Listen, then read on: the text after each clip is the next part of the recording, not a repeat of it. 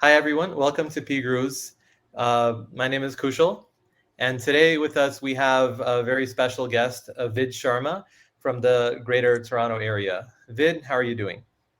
I'm doing well, Kushal. Thank you so much for having me on Welcome the to the show. show. Welcome. And we wanted to today hear a little bit from you. We have a lot of this anti-caste discrimination bills being passed, ordinances, motions throughout North America.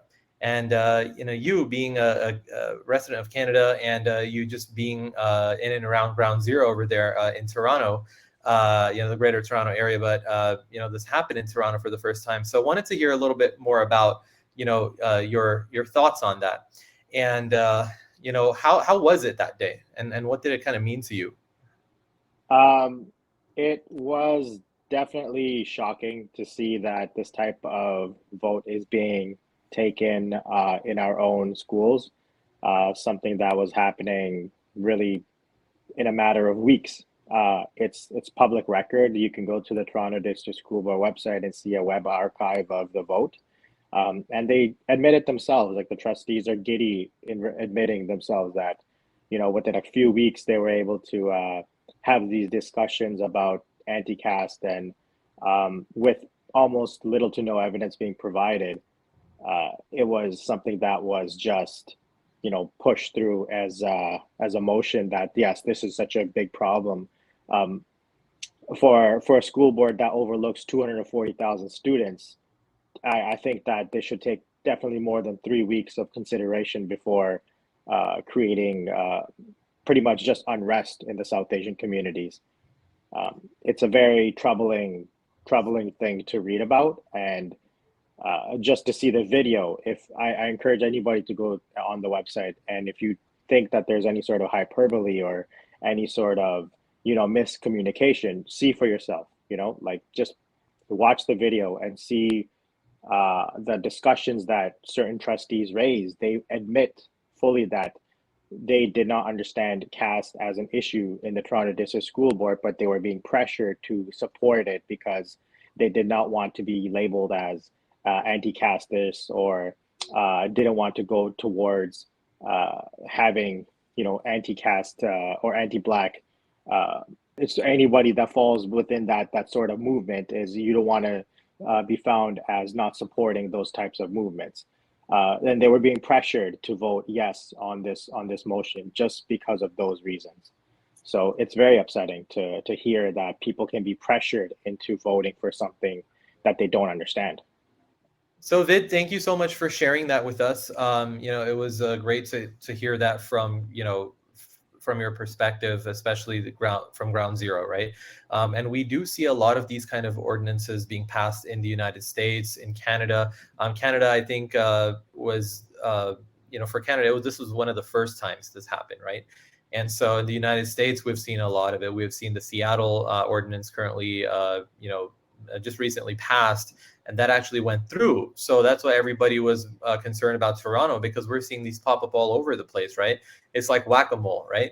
And so I think it's Absolutely. important for people to understand why this is such a big problem, because I think a lot of people, especially here in the North America, in the diaspora, like they don't really know the implications of this, right? And that this will might affect them and their families. A lot of people think, well, this keeps happening to us anyway. So I want to ask you, why is this so important, and what kind of implications this might have for future generations if these kind of ordinances or motions do get passed?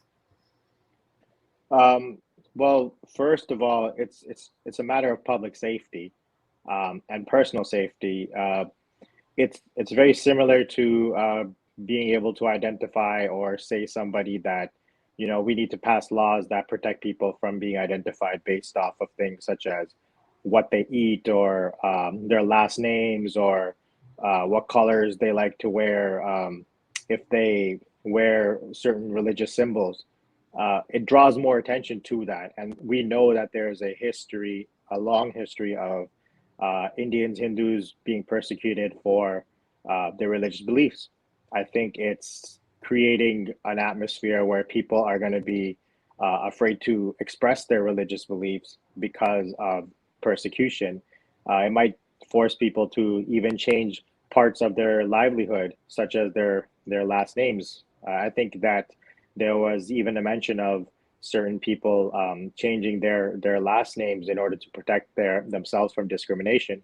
But if we already have laws that protect us from that word, which is discrimination, then we wouldn't need an ordinance like this and other ordinances that are being created to pretty much stir up conflict over an issue that it is a non-issue in North America and in where it's being argued.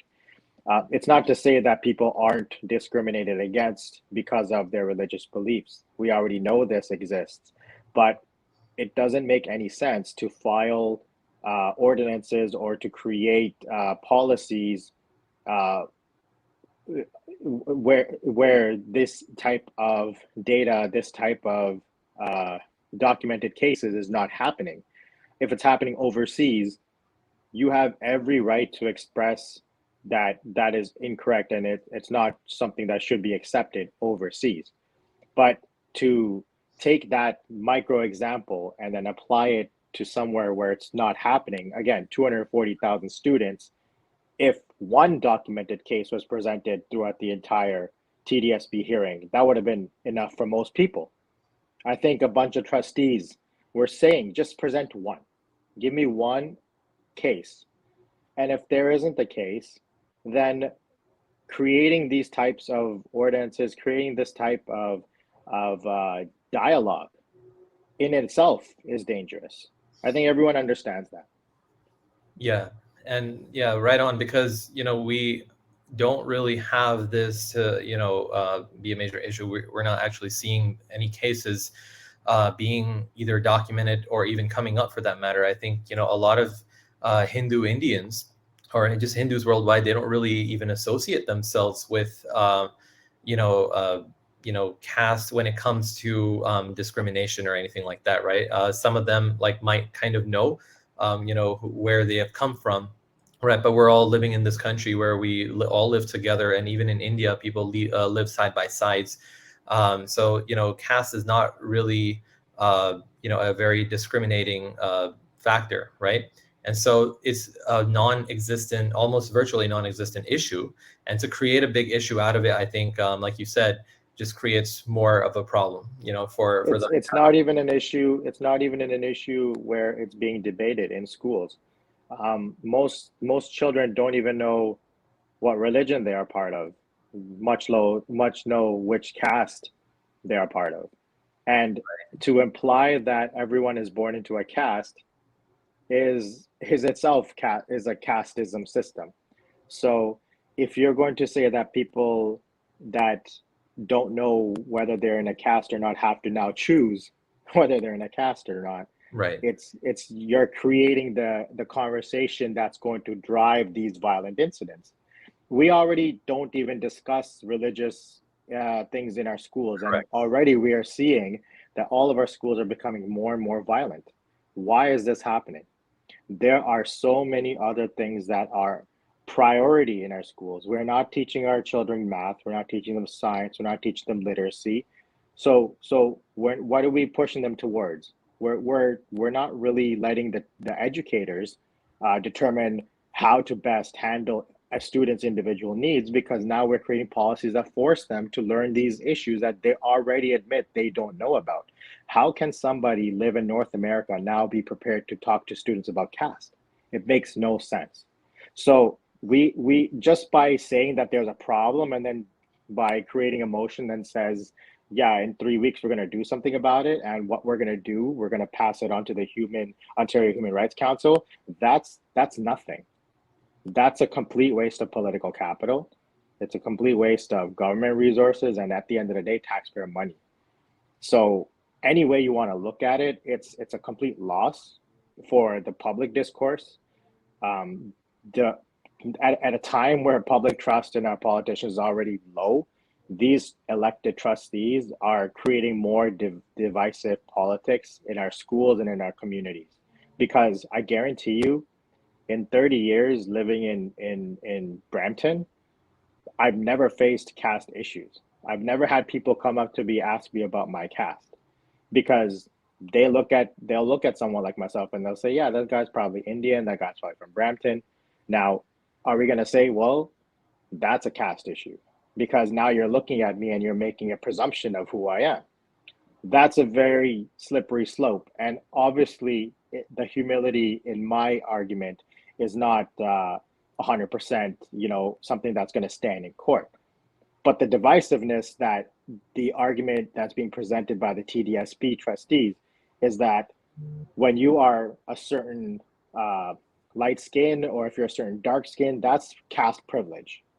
Now, to create false equivalencies between caste and race, I think that in itself is a very convoluted conversation, because how can someone determine which caste you're in? How can we prove that, right? You can't look at somebody that says they are Asian and tell them that they are not Asian, right? Exactly. So it's not the same thing.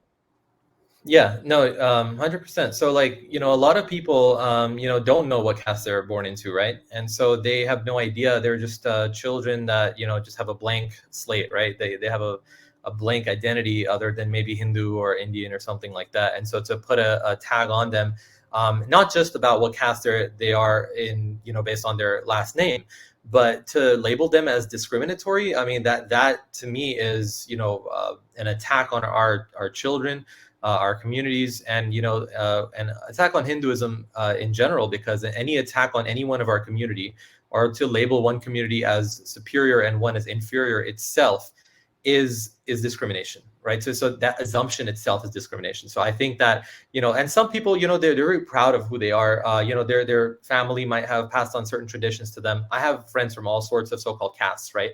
And they all have different family traditions. So it's one thing to take pride in those family traditions, but when we're outside the house, when we're with our friends or whatever, we don't even think about these things, right? Like, this is not a very divisive thing. It's just cultural enrichment, right? So like, it's, for example, we have so many other countries, for example, in Latin America, right? Everybody's from a different country, right? But they all are Latin, but they all have like, differences and variations within their cultures, right? So it's kind of like that.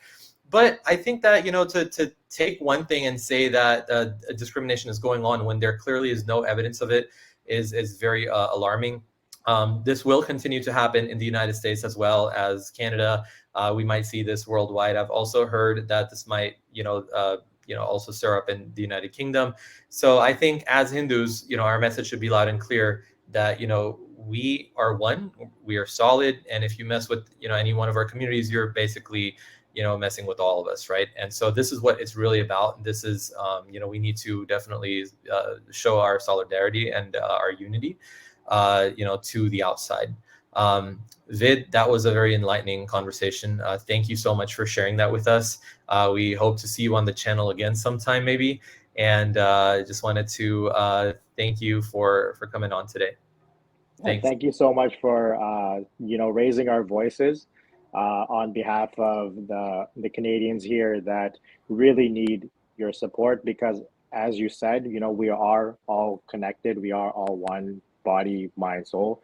We have to, discrimination against one of us is discrimination for all of us. It makes no sense for us to divide ourselves based off of where you were born, what family name you have, what food you like to eat.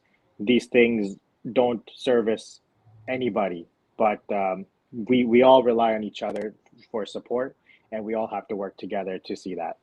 So thank you so much for raising our voices, and appreciate the time today. Thank you so much, Vid. And wish you best of luck. Thanks.